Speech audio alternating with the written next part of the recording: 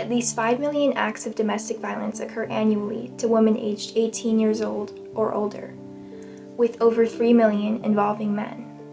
Intimate partner violence accounts for 15% of all violent crime. Only 34% of people who are injured by intimate partners receive medical care for their injuries.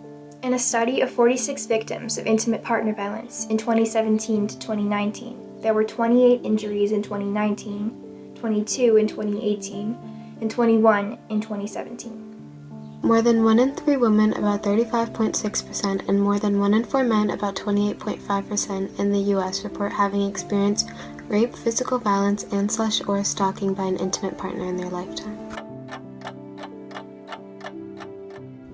Reports from Brigham and Women's Hospital found that wounds consistent with domestic abuse from March 11, 2020 to May 3, 2020 exceeded the total amount from the same period in 2018 and 2019 combined. Since March 2020, Cyprus has experienced a 30% increase in helpline calls, while Singapore has seen a 33% increase.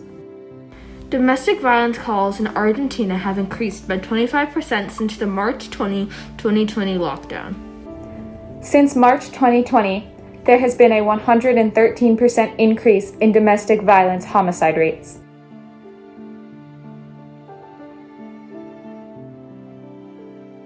Threatening to break up or leave partner. Victim exhibiting extreme and/or total privacy about their personal life and relationship. Partner threatening to expose personal information. Partner constantly criticizing other partner. Partner attempts to control other partner's clothing or how they look.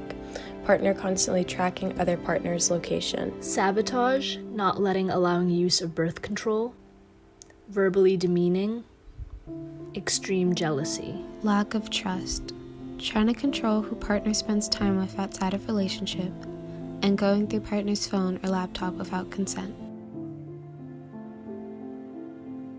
Ethnic minority women are disproportionately affected by intimate partner violence.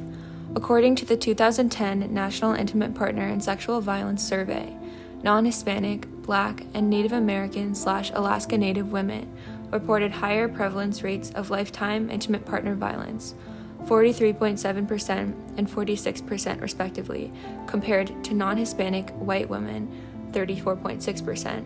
The rate for Hispanic women was slightly higher at 37.1%. Non-arrests of suspected abusers of African American women and a fear that police will exercise an abusive power have contributed to African American women's reluctance to involve law enforcement. As a result of historical and present-day racism, African American women may be less likely to report her abuser or seek help. Physically abused Latinas residing in the U.S. but born in Mexico, Central America, South America, and the Caribbean are more likely to experience sexual intimate partner violence compared to their counterparts born in the U.S. Moreover, 48% of Latinas in another study reported that their partner's violence had increased after they immigrated to the U.S. According to the National Intimate Partner and Sexual Violence Survey, approximately 4 out of 10 non-Hispanic Black women, American Indian or Alaskan Native women, and 1 in 2 multiracial non-Hispanic women have been a victim of physical violence, rape, and/or stalking by a partner in their lifetime. 44% of lesbian women and 61% of bisexual women experience rape, physical violence, and/or stalking by an intimate partner in their lifetime. A survey from the American Association of University Women found that slut-shaming is one of the most common forms of sexual harassment that students in middle and high school face. A third of all students experienced having someone make unwelcome sexual comments, jokes, or gestures to or about you in person. 46% of girls experienced it, and 22% of boys. 1 in 9 female high school students and 1 in 36 male students reports experiencing dating violence in the past year.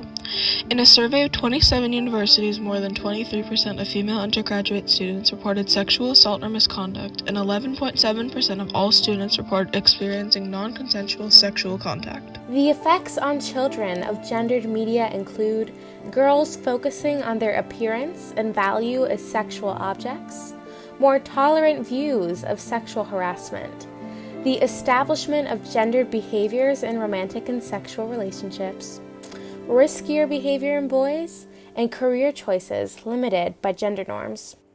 81% of 8th through 11th graders surveyed have experienced sexual harassment, with girls experiencing harassment at a slightly higher rate than boys.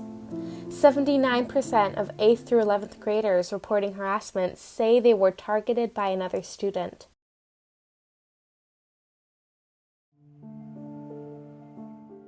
Transition House is a leader in the field addressing domestic violence intervention and prevention. They serve people of all ages and backgrounds as they work towards social equity and system change to end the perpetuation of gender-based violence.